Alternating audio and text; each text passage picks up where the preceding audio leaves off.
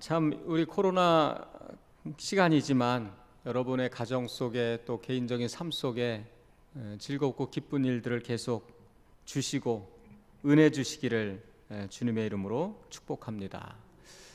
지난 주간에는 우리 문박 신방이라고 해서 새로운 형태를 갖고 했는데 참 유익한 시간이었습니다. 모두가 기쁨으로 맞아들이고 헌신하는 마음을 보여주시고 그래서 얼마나 기뻤는지 모릅니다. 새해도 여러분 교우 여러분들의 가정마다 기쁨의 문이 열리시고 간절히 기도할 때 응답의 열매, 또 굳게 닫힌 마음의 문이 열려지는 은혜가 있기를 주님의 이름으로 축복합니다. 또 하나님이 은혜 주셔서 전도의 열매도 맺어지고 또 부흥의 은혜를 우리의 속회마다 또 우리 교회 속에 하나님이 주시는 참된 부흥이, 그런 부흥의 은혜가 있기를 주의 이름으로 축복합니다. 예수님께서 공생애를 시작하시고 나자 많은 사람들이 찾아왔습니다.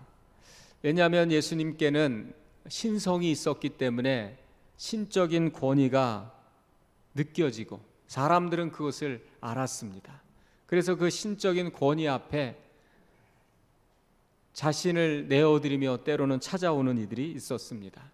그리고 예수님이 가는 그곳에 굉장한 일들이 일어나기 시작했는데 귀신이 쫓겨가고 병든 자들이 치유되고 일어나고, 그리고 자신들은 감히 쳐다볼 수도 없었던 바리새인과 서기관, 율법사들을 향하여 거침없는 그런 독설을 때로는 뿜어내시고 거침없는 말로 그들의 지혜와 지식을 부끄럽게 만드는 그 모습을 보면서 사람들은, 군중들은 알 수 없는 그러한 그 마음을 예수님에게서 느끼곤 했습니다. 위로가 되기도 했고 소망이 되기도 했고 힘이 되기도 했고, 이전에는 돌아보지 않았던 그 죄인들을 향하여 찾아와 주시고 용서하여 주시고 자비로운 눈으로 바라보시는 그 주님의 손길에 말할 수 없는 위로를 느끼기도 했습니다. 그러자 그 예수님이 가시는 그 길에 나도 가겠습니다, 나도 따라가겠습니다, 믿음으로 자원하는 이들이 왜 없었겠습니까? 그러자 예수님은 사람의 삶을 미리 아시고 보시는 신적인 능력이 있기 때문에 앞으로 어떤 일들이 있을 것을 알고 계시고, 그렇게 따르겠다고 하는 이들 중에 도중에 많은 사람들이 도중에 포기하고 중단할 사람도 있다는 것을 아셨습니다. 그래서 망대의 비유를 하시죠. 망대를 짓는 자가 이 망대가 짓기까지 얼마의 비용이 소요될지 예측하고 계산하고 공사를 시작하지 않겠느냐. 만일 그렇지 않다면 계속해서 급격히 늘어나는 비용으로 인해서 그가 중간에 그 망대 짓기를 중단하고 포기한다면 얼마나 부끄러운 일이겠느냐. 망대는 그 당시에도 그 비용이 많이 드는 것으로 알려져 있었습니다. 그래서 마태복음 14장 28절에 먼저 앉아 그 비용을 계산하지 않겠느냐라고 말씀하시죠. 여러분, 공사를 시작했는데 어느 정도의 예상을 하고 내가 감당할 준비를 하고 한다면 능히 그 정도의 어려움이 왔을 때 그것을 이룰 수 있을 것입니다. 그러나 그러한 대가에 대한 생각이 없을 때 너무나도 하면 할수록 부담이 되어서 끝까지 감당하지 못할 수도 있습니다. 그러면서 각오 없이 자신을 따르겠다고 나서는 이들을 향해서 그 대가에 대한 비용을 알려주시는데, 그 비용에 대한, 그 대가에 대한 말씀을 듣고 어떤 이들은 그럼에도 불구하고 나는 예수님을 끝까지 따라가겠습니다, 꼭 따라가야만 합니다 하는 사람들은 따라갔을 것이고, 그것은 내가 꼭 가야만 할 이유는 없을 것 같습니다 하는 사람들은 나에게는 너무 부담스러운 일입니다 하고 떠나간 사람도 있을 것입니다. 그것은 오늘날 꼭 내가 어려운 가운데 힘든 순간이 오는데 예수를 믿어야 하는가? 꼭 신앙생활 해야 하는가? 나는 꼭 그럴 필요는 없을 것 같습니다. 내 삶의 신앙생활을 꼭 해야만 할 이유는 없습니다. 나는 중단하겠습니다. 할 수도 있습니다. 그러나 어떤 이의 마음속에는 나는 그래도 예수를 믿어야 합니다. 내 삶에 있어서 너무나도 중요합니다. 그렇기 때문에 나에게 다가오는 이 어려움과 대가를 나는 감당하겠습니다. 이겨내겠습니다. 그럴지라도 나는 따르겠습니다. 감당을 하고 따르는 이가 있을 것입니다. 여러분, 예수님이 말씀하시는 그 대가는 어떤 것이었는가? 이 비용을 계산해라. 이 비용을 치르고라도 그러나 너는 따르라 라고 말씀하시는 그 비용은 무엇이었습니까? 마태복음 10장 38절에 보면 또 자기 십자가를 지고 나를 따르지 않는 자도 내게 합당하지 않다. 너는 나를 따르려고 하느니 자기 십자가를 짊어질 각오를 하고 따라와야 한다. 꼭 그래야 합니까? 그래요? 자기 그냥 남이 지어주는, 남이 지고 가는 십자가 뒤에서 그 그늘에 의지해서 내가 따라가면 안 됩니까? 아니, 합당치 않다. 그것은 나에게 있어서 합당하지 않다. 그는 그 일을 이루지 못할 것이고 끝까지 나아가지 못할 것이다.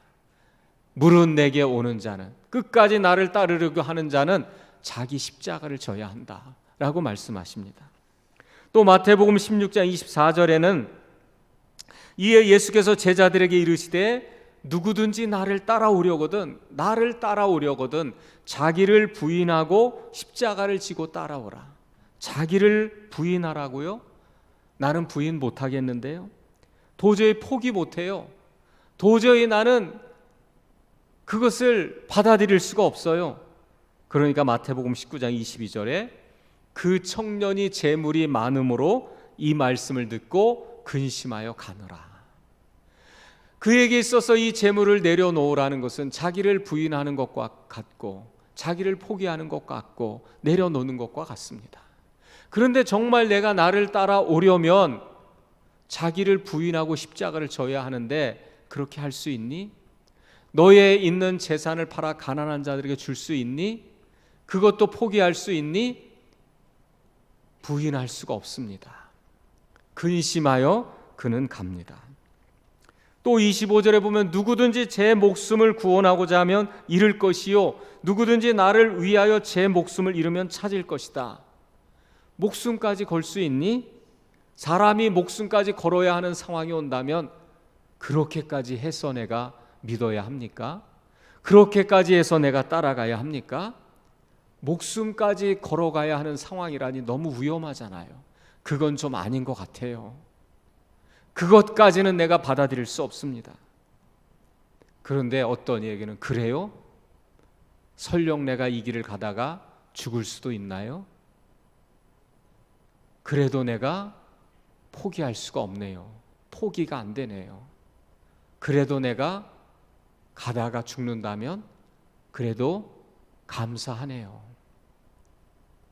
그런데 그렇게까지 해서 사람이 목숨까지도 걸어서 신앙생활을 하고 사람이 자기 목숨 한 번 있는 목숨인데 그것까지 걸어서 예수를 믿고 따라가야 합니까? 그렇게 할 수는 없어요. 어쩔 수가 없습니다. 하고 포기한 사람도 있을 것이고 그래도 나는 포기가 안 되네요. 나는 가겠습니다. 끝까지 따른 이가 있을 것입니다. 또 누가복음 9장 62절에 보면 예수께서 이르시되 쟁기를 잡고 뒤를 돌아보는 자는 하나님 나라에 합당하지 않다. 쟁기를 잡고 뒤를 돌아보는 자, 가족도 있습니다. 벌려놓은 사업도 있습니다. 세상에 중요한 일도 있습니다. 피치 못할 사정도 있습니다. 그런데 주님은 단호하십니다. 그것은 어떻게 해야 할까? 그것도 각오해라. 그래도 나를 따를 수 있겠니? 점점 그 강도가 강해지니 감당할 수 없는 그 무게에 중간에 떠나가는 사람들도 많았을 것입니다. 마가복음 10장 29절에는 예수께서 이르시되 내가 진실로 너희에게 이르노니 나와 복음을 위하여 집이나 형제나 자매나 어머니나 아버지나 자식이나 전토를 벌인 자는, 도저히 받아들일 수 없는 말씀들을 계속 하십니다. 너무 하십니다. 도대체 어떻게 하라고 꼭 그렇게 해야 합니까? 받아들일 수 없는 일들 계속 말씀하시는 거예요. 우리는 그렇게 못하잖아요. 이 정도까지는 내가 받아들일 수 있는데 더 이상 내 영역에 침범하면 예수님이라도 내가 용납할 수 없습니다. 이 정도까지는 내가 경계선을 쳐놓고 있는데 하나님이라도 함부로 하려고 한다면 나는 받아들일 수 없습니다. 집을 버려야 한다니요. 전토를 내어놓아야 한다니요. 부모, 형제, 그것은 안 됩니다. 여기까지는 안 됩니다. 더 이상은 안 됩니다. 해도 너무하십니다. 포기하는 일도 많았을 것입니다. 그러니까 너희도 가려느냐, 제자들에게 너희도 가려느냐, 많은 사람들이 떠나가는 것을 경험했습니다. 기쁨으로 즐거움으로 예수를 따르겠다고 했던 수많은 무리, 군중, 제자들, 그러나 결정적인 순간에 떠나가는 이들이 많았습니다. 그러나 주여, 영생의 말씀이 여기 있음에 우리가 어디를 가겠습니까?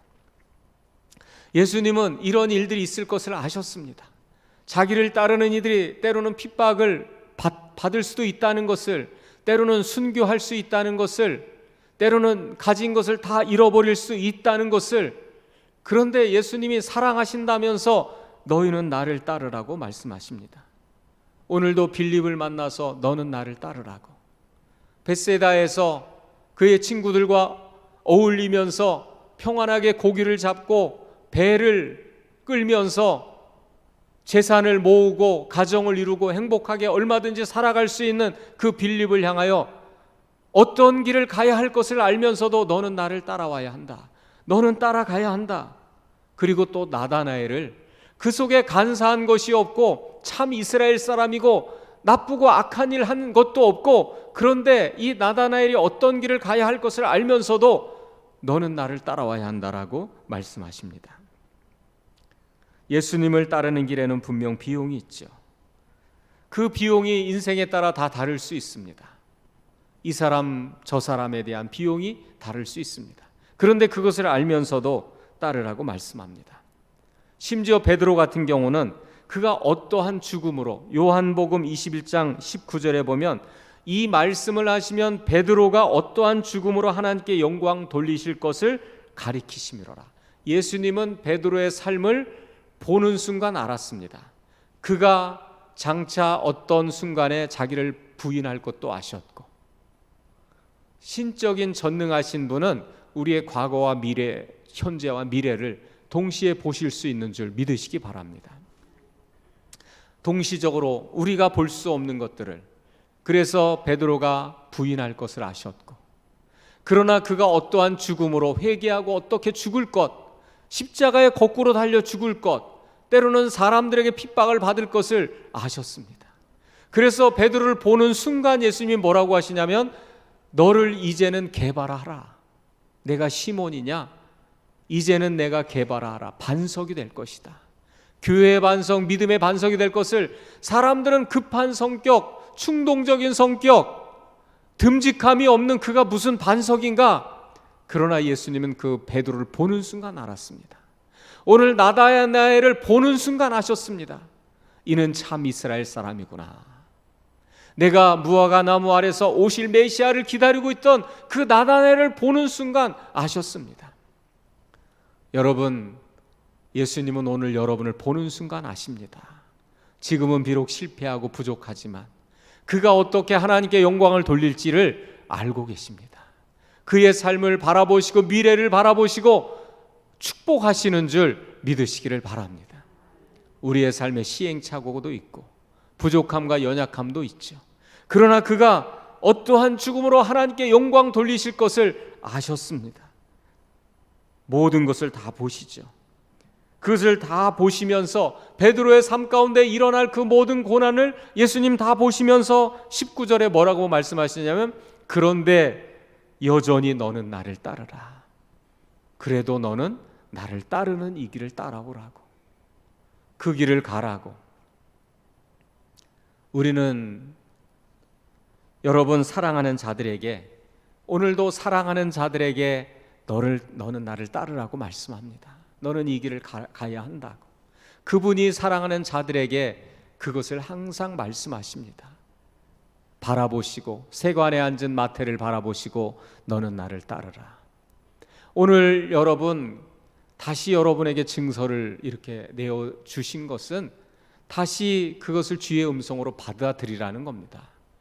어려움이 있고 힘들지, 그 과정 속에 무게도 있고 그 짐도 있었지, 그래도 너는 나를 따라와라 하는 부르심의 음성으로 들을 수 있기를 주의 이름으로 축복합니다. 사랑하는 자들에게 여전히 항상 말씀하셨어요. 여전히 너는 나를 따르라고. 사람이 천하를 얻고도 자기 목숨을 잃으면 무엇이 유익하리요? 천하보다 귀한 한 영혼을 말씀하십니다. 여러분, 왜 예수님은 따르라고 하셨을까? 무엇 때문에 오늘도 대가가 있지만 비싼 비용을 지불하고, 그리고 감당할 수 없는 그 일들, 내가 받아들일 수 없는 그 일들, 그 비용과 대가 속에서도 그래도 중단하면 안 된다, 포기하지 말고 너는 나를 따르라, 왜 그렇게 말씀하실까? 오늘 빌립이 예수님을 만나고서 뭐라고 고백하냐면, 성경에 기록되고 많은 선지자들이 모세가 예언하고 기록한 그분을 내가 만났다라고 말씀하십니다. 우리가 왜 그래도 예수님을 따라가야 할까? 성경이 우리에게 알려주시는 분이기 때문에 그렇습니다. 성경이 우리에게 그 길로 가라고, 이 모든 성경의 한 방향을 우리에게 지시하고 있습니다. 인생이 어느 길로 가야 하는지, 우리의 삶이 어떤 방향으로 가야 하는지, 성경이 모든 방향이 예수 그리스도를 손을 들어 가리키고 있습니다. 인생이 가야 할 길이 바로 거기라고. 너의 인생이 어디로 나아가야 하느냐? 방황하고 길을 잃고 우리는 때로는 어디가 길인지 모를 때가 있습니다. 내가 가고 있는 길이 제대로 된 길인지 불확실할 때가 있습니다. 내가 걸어가고 있는 이 길 끝에 무엇이 기다리고 있을까? 캄캄한 어둠과 죽음이 기다리고 있는 것은 아닐까? 그곳 끝에 더 이상 길이 없고 절벽과 낭떠러지로 끝나는 것은 아닐까? 내가 걸어가는 이 길이 잘 걷고 있는 것일까? 영원히 하나님의 은혜에 단절되는 낭떠러지가 되는 것은 아닐까?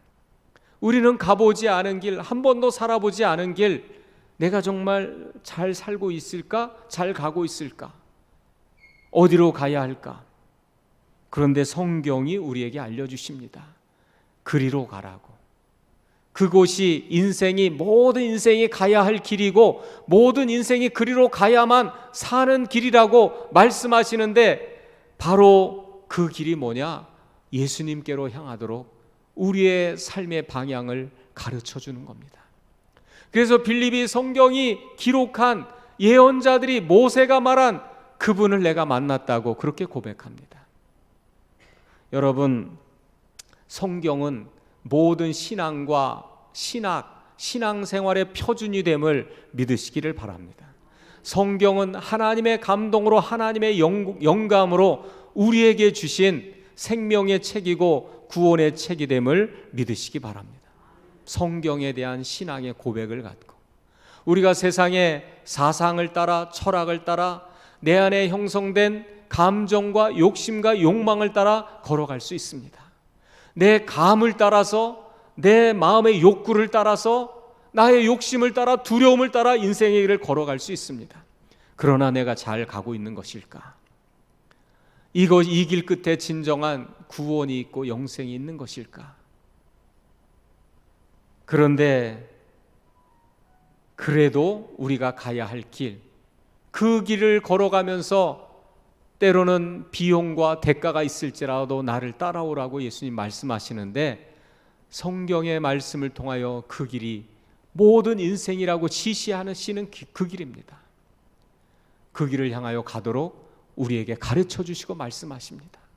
눈을 들어 귀를 열어 듣고 보게 될 때 하나님의 말씀을 통하여 내가 가야 할 길을 끊임없이 내게 방향 지시를 해주셨구나. 그 길을 향해서 계속 가야 한다고 방향 지시를 해주셨구나. 그런데 나의 불신앙과 나의 욕심과 그러한 것들이 가다 멈추고 중단하게 하는구나.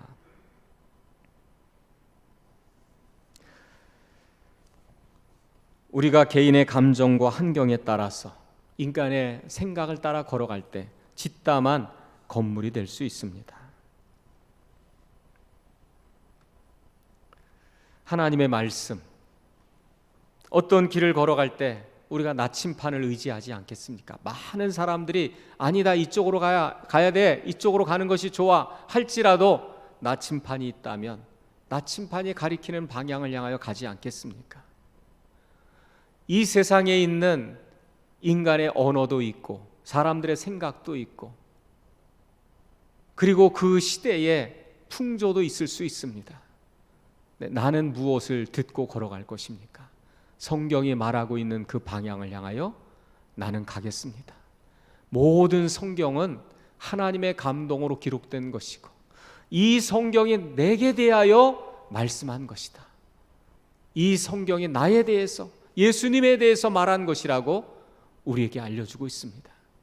그곳으로 가라고 우리에게 알려주는 것이죠. 이사야 40장 8절에 풀은 마르고 꽃은 시드나 우리 하나님의 말씀은 영원히 설 것이다.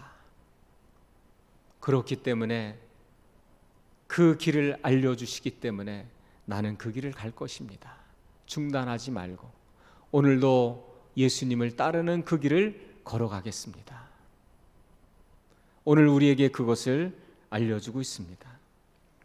그 다음에 이 나다나엘이 예수님을 만나고서 뭐라고 말씀하냐면 당신은 하나님의 아들입니다 라고 말씀합니다.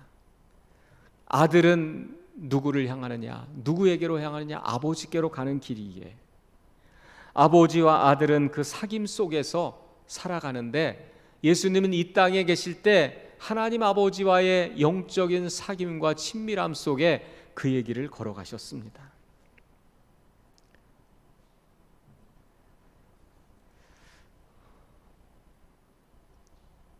그래서 요한복음 4장 20절에 보면 아버지께서 아들을 사랑하사 자기가 행하시는 것을 아들에게 다 보이시고 또 그보다 큰 일을 보이사 너희로 놀랍게 여기게 하시리라. 아들이 아버지께서 하시는 일을 보지 않고는 아무것도 스스로 할 수 없나니 아버지께서 행하시는 그것을 아들도 그와 같이 행하신다. 전쟁이 일어났는데 아버지가 형제에게 말합니다. 얘야, 동생 손 꼭 잡아라. 절대로 놓으면 안 된다. 무슨 일이 있어도 이 손 놓고 끊어지면 안 된다. 꼭 함께 무슨 일이 있어도 살아야 한다. 누군가 이 남매의 손을 놓고 각자 데리러 가려고 할 때 이 오빠가 울부짖습니다. 안 돼요. 우리는 같이 있어야 돼요. 안 돼요. 힘들어도 나는 동생과 같이 있을래요. 아버지가 그렇게 하라고 했어요. 동생의 손을 꼭 잡고 울부짖으면서 놓지 않고 내가 힘들어도 어려워도 나는 동생 손 잡고 갈 거예요. 여러분, 우리가 어렵고 힘들어도 영적 사귐의 삶을 잃어버려서는 안 됩니다. 하나님 아버지와의 영적 사귐의 삶이 끊어지고 포기해서는 안 됩니다. 그것을 하나님은 기뻐하십니다. 우리가 예수님을 통하여 예수께로 나아가는 그 길이 곧 아버지께로 나아가는 길이기 때문에 내가 곧 길이요 진리요 생명이니 누구든지 나로 말미암지 않고는 아버지께로 올 자가 없느니라. 하나님과의 영적인 사귐과 친밀함 속에서 끊어지지 않기 위해서 그것이 하나님의 은혜이고 기쁨이기 때문에 어려움이 있어도 나는 그것을 끊어지게 할 수 없습니다. 포기할 수 없습니다.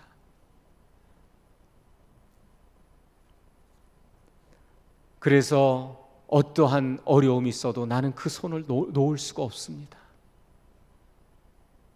아버지와 아들이 끊어지지 않고 그 사귐 속에서 걸어갔듯이 내가 하나님의 자녀가 되어 영혼의 구주가 되시는 그 하나님과의 영적인 사귐 속에서 멀어지는 삶을 살아갈 수 없습니다. 그것을 나아가는 겁니다. 나를 따라오라고. 사랑하는 자녀들이, 그의 백성들이 영적인 교제 속의 사귐 속에서 살아가기를 원하시는 겁니다. 그리고 마지막으로 뭐라고 얘기하냐면 당신은 이스라엘의 임금입니다 라고 고백하죠. 세 번째로 이스라엘의 임금입니다 고백합니다. 하나님의 나라를 우리가 살아가도록 하나님은 원하십니다. 우리는 지금 어디를 살아가고 있을까? 마태복음 6장 19절에 보면 거기는 좀과 동록이 해하며 도둑이 구멍을 뚫고 도둑질하느니라. 여전히 우리는 많이 모으고 욕심을 내고 이 땅 가운데 하나님의 은혜의 다스림에서 멀어진 채 걸어가는데 좀과 동록이 해예요. 어느새 내가 쥐고 있는 것이 썩고 구멍이 나서 새고 있고 도둑이 와서 도둑질해서 빼앗기고 잃어버리고 지나고 보면 얻은 것이 없고 남아있는 것이 없는 경우들도 있습니다. 무엇을 위해서 내가 걸어왔는가?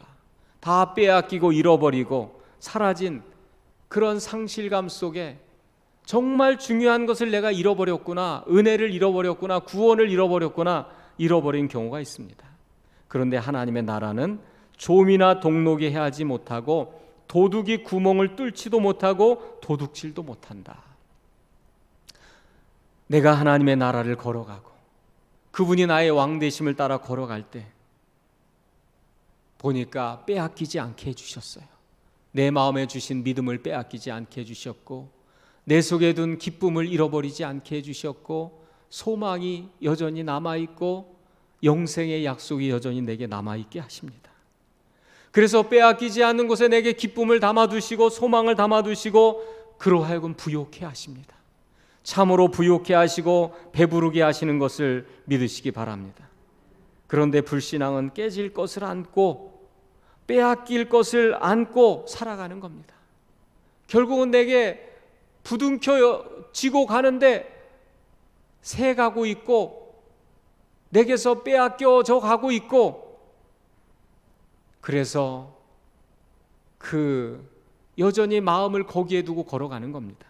그러나 그런 그들에게 나를 따라오너라, 하나님의 나라를 위해 걸어가도록 거기는 좀이나 동록이 해하지 못한다고. 여러분 어떤 길을 가는데 이 길을 가면 편하고 빨리 갈 수 있어요. 그런데 가다 보면 분명히 그 길에는 도둑이 기다리고 있을 것이다. 도둑이 빼앗길 것을 예상하는 그 길을 가겠습니까? 아니면 이 길을 걸어가면 조금 멀 수도 있고 험할 수도 있는데 거기는 도둑으로부터 안전하다, 빼앗길 일이 없다. 어느 길을 걸어가겠습니까? 너의 마음을 하나님께 두라는 겁니다. 너의 마음을 하나님께 두고 그 하나님의 나라를 위한 삶을 살아가기 위해서 나를 따라오도록 말씀하십니다. 오늘도 성도가 하나님의 은혜는 빼앗길 세상에 마음을 두고 좀이나 동록이 해하고 구멍을 뚫고 그것을 붙들고 여전히 땅에 머물고 마음을 두고 걸어가는 인생이 아니라 하나님께 마음을 두고 소망을 두고 걸어가기를 원하시는 줄 믿으시기를 바랍니다. 그 마음 가운데 빼앗기질 않을 은혜를 담아두시고 약속을 담아두십니다.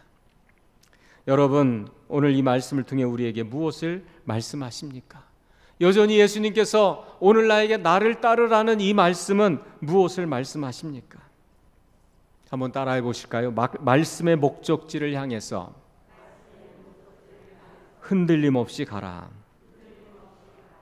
성경은 하나님의 감동으로 기록된 말씀입니다. 내 영혼이 가야 할 그 길을 지시해주고 알려주고 있습니다.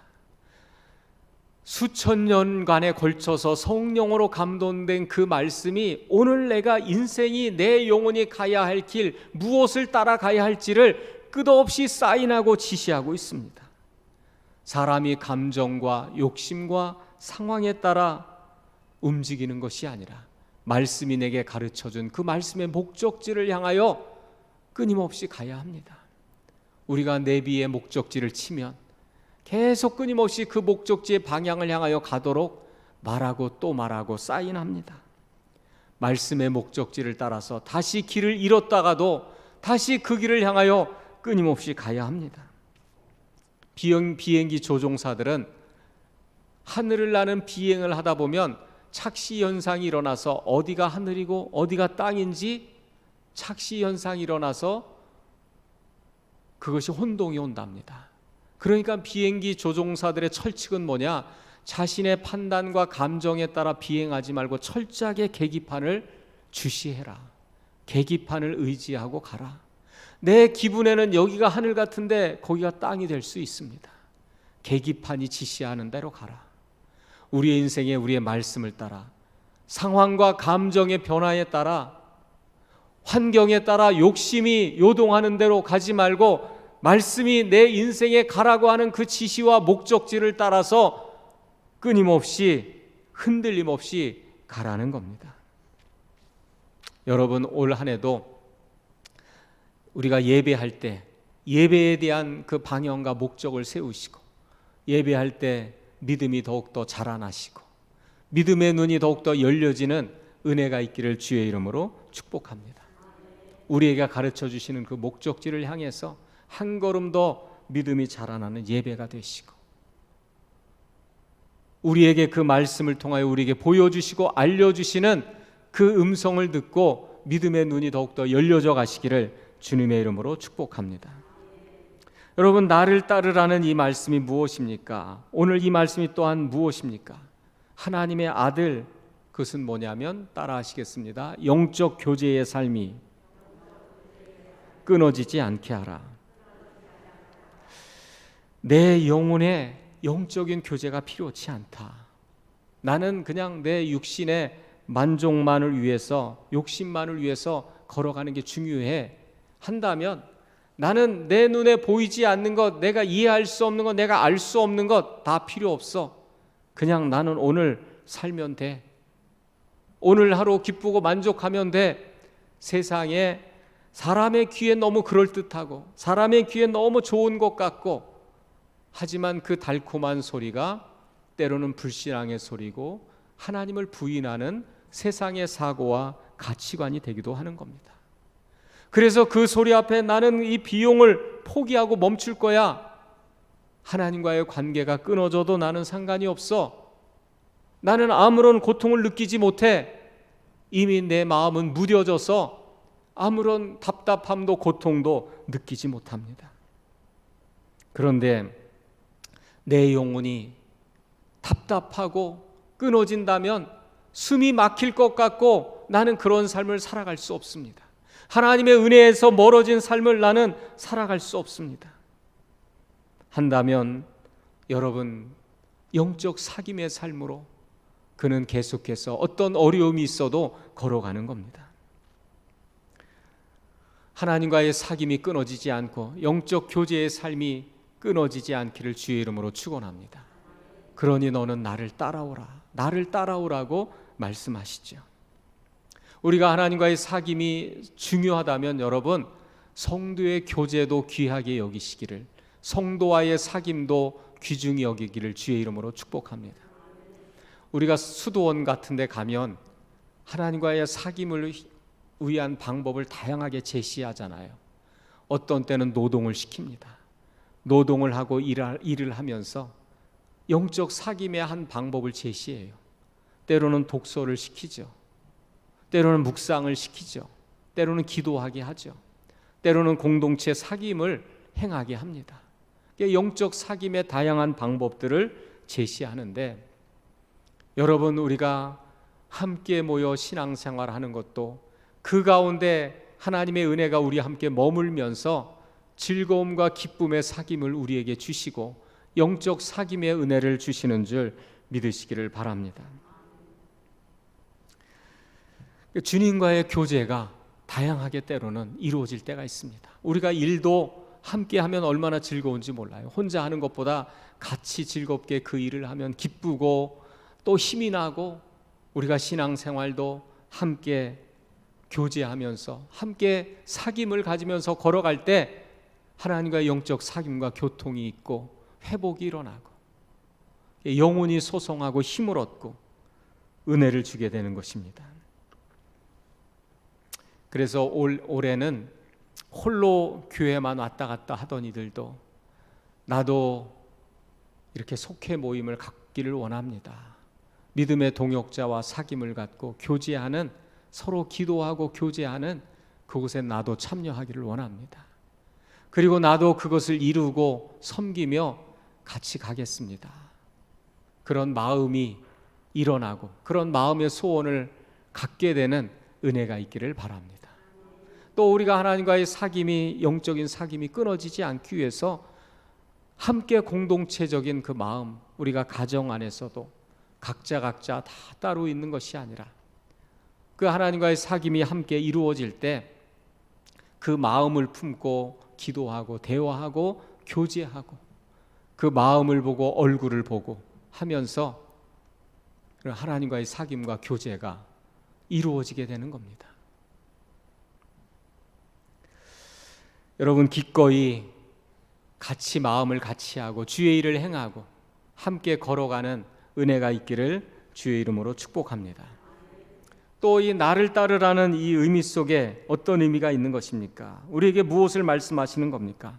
하나님 나라에 이르는 삶을 살아가라는 것이죠. 은혜의 통치 아래서 살아가기를 원하십니다. 여전히 좀과 동록이 가득한 곳에 앉아 있을 것인가? 함께 따라해 보실까요? 여전히 좀과 동록이 가득한 곳에 앉아 있을 것인가? 우리에게 묻고 있는 겁니다. 여전히 썩어가는데 붙잡고 머물러 있을 것인가? 아니면 좀과 동록이 없는, 도둑이 구멍을 뚫지도 못하는 하나님 나라의 마음을 두고 살아갈 것인가? 농부가 씨를 뿌리고 자꾸 거기에 마음이 가 있으면 가서 보고 또 보고 얼만큼 자랐는지 가서 또 봅니다. 하나님 나라의 마음을 두고 있으면 주의 행하시는 일들이 어떻게 됐는지, 얼만큼 이루어졌는지, 또 씨를 뿌리고 그것을 위해 기도하고 또 가서 보고 마음이 그곳에 자꾸 가 있습니다. 올해는 여러분, 교회가 이제는 씨를 뿌려야 할 때입니다. 청년나무를 위해서 씨를 뿌리고, 전도를 위해 씨를 뿌리고, 성도들의 가정과 영혼을 위해서 씨를 뿌리고, 하나님이 이루실 하나님 나라의 마음이 있으면 그것을 기도하고 어떻게 되었는지 가서 또 보고, 교회에 어떤 공사하고 일이 있으면 우리 그냥 관리부장님이 하루에도 몇 번씩 왔다 갔다 해요. 얼만큼 됐는지, 어느 정도 됐는지 가서 보고 또 보고, 우리가 하나님 나라의 일을 위해서 주님이 이루어 가시는 일들을 위해 인생 가운데 구원을 행하는 일에 마음이 있으면 기도하면서 또 가서 보고 어떻게 일을 이루어 가시는지, 청년 나무를 위해서 어떻게 이 일들이 이루어져 가는지 기도하게 되고, 속회를 위해서, 전도를 위해서, 부흥을 위해서, 가족 구원을 위해서 자꾸 또 마음을 두고, 거기는 좀과 동록이 해하지 못한다. 너의 마음을 하나님의 나라에 두고 걸어가라는 겁니다. 내가 마음을 두고 걸어가는 그것이 영원히 썩지 않고 사라지지 않기 때문에 땅에만 마음을 두지 말고, 그것이 언제 도둑이 와서 구멍이 새고 빠질 수도 있고, 영원히 빠지지 않는 그곳에 마음을 두고 하나님이 이루실 그 일들에 마음을 두고 걸어가라는 겁니다. 전도의 소망도 두시고 부흥의 소망도 두시고 하나님이 이루실 일에 믿음의 씨를 뿌리고, 기도하며 씨를 뿌리고, 가족 구원의 소망도 갖고, 하나님 나라의 소망을 두고 이루실 일에 마음을 두고, 하나님이 나를 통해 어떻게 한 영혼을 구원하시고 전도하실까, 믿음이 자라나게 하실까, 은혜의 마음을 갖고, 그래서 마태복음 6장 21절에 내 보물 있는 곳에 내 마음도 있느니라. 하나님 나라의 삶을 살기를 원하십니다. 그래서 나다나엘을 통하여 당신은 이스라엘의 임금이십니다 라고 고백한 것은 하나님 나라의 삶을 살아가도록, 나를 따른다는 것은 그분을 임금으로, 그의 백성으로, 하나님 나라의 마음을 두고 걸어가는 자로 우리를 부르시는 겁니다. 사랑하는 성도 여러분, 오늘도 이제 2021년도에 그의 사랑하는 자들을 향하여 비용과 대가 지불이 있지만 너는 나를 따르라고 부르십니다. 오늘 빌립을 부르시고 나다나엘을 찾으십니다. 그리고 빌립은 자기가 본 것을 나다나엘에게 가서 내가 성경이 말한 그분을 만났다고 고백합니다.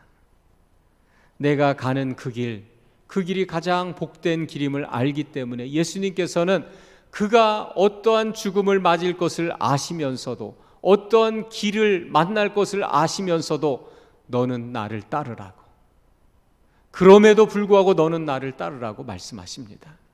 주의 길을 가다가 실망한 일이 혹 있습니까? 낙심한 일이 있을 수 있습니다. 그리고 너무 내가 감당할 손실과 희생을 주신 일이 있을 수도 있습니다. 그런데 어떤 대가를 지불하고라도 너는 나를 따르라고 말씀하시고 내 마음을 하나님 나라에 두고 살아가라고 그렇게 말씀하십니다. 거기는 좀과 동록이 해하지 못하고 도둑이 빼앗을 수도 없는 곳이라고 말씀하십니다. 사랑하는 여러분, 그렇게 내가 오늘도 영적인 사귐 속에서, 은혜 속에서, 하나님의 은혜에서 끊어지지 않는 그 믿음의 길을 걸어가며 너도 와서 보라고 그렇게 외칠 수 있는 우리 믿음의 성도들, 우리 성광교회 모든 성도들이 다 되시기를 주님의 이름으로 축복합니다. 할렐루야.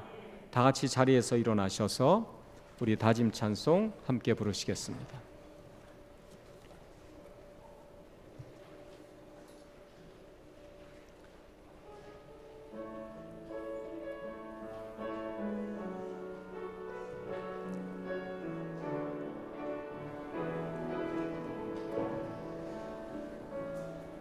우리 오늘 눈물로 하나의 씨앗을 심는다.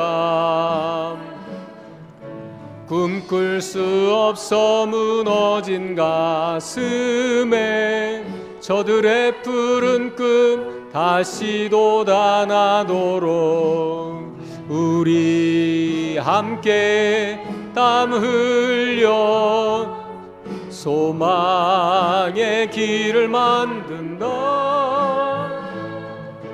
내일로 가는 길을 찾지 못했던 저들 노래하며 달려갈 그 길, 그날에 우리 보리라. 새벽 이슬 같은 저들 일어나 뜨거운 가슴 사랑의 손으로 이 땅 치유하며 행진할 때 오래 황폐하였던 이 땅 어디서나 순결한 꽃들 피어나고 푸른 의의 나무가 가득한 세상 우리 함께 보리라. 그날에 우리 보리라. 그날에 우리 보리라. 새벽 이슬 같은 저들 일어나 뜨거운 가슴 사랑의 손으로 이 땅 치유하며 행진할 때 오래 황폐하였던 이 땅 어디서나 순결한 꽃들 피어나고 푸른 의의 나무가 가득한 세상 우리 함께 보리라. 우리 함께 보리라. 우리 함께 보리라. 살아계신 주님, 나는 어디로 가야 합니까? 내 영혼은 어느 길을 따라 걸어가야 합니까? 오늘 우리에게 주신 성경의 말씀을 통하여 수천 년 동안 끊임없이 우리에게 가야 할 방향을 제시하시고 그 길을 따라가라고 우리에게 알려주신 대로, 너는 나를 따르라고 말씀하신 대로, 주님, 내가 영생의 말씀이 주께 있으니 내가 어디로 가겠습니까? 오늘도 주의 말씀을 따라서 걸어가기로 결단하며, 오늘도 하나님 아버지와의 영적인 사귐 속에서 그 은혜 안에서 내가 끊어지지 않고 그 나라에 마음을 두고 걸어가는 자로 걸어가겠습니다. 오늘도 나를 따르라는 음성 앞에 내가 순종하겠습니다. 결단하겠습니다. 주의 뜻이 이루어지기를 위해 마음을 두고 걸어가겠습니다. 결단하며 나아가는 모든 사랑하는 성도들이 되게 하여 주시옵소서. 이제는 우리 주 예수 그리스도의 은혜와 하나님 아버지의 넓으신 사랑하심과 성령님의 내주 감화감동 교통하시는 역사가 오늘도 예배를 드리고 결단하며 나아가는 성도들 위해, 저들의 가정과 일터와 자녀 손들 위해, 이 땅과 지역 나라와 민족 위에 이제로부터 영원토록 함께하여 주시옵기를 간절히 축원하옵나이다. 아멘.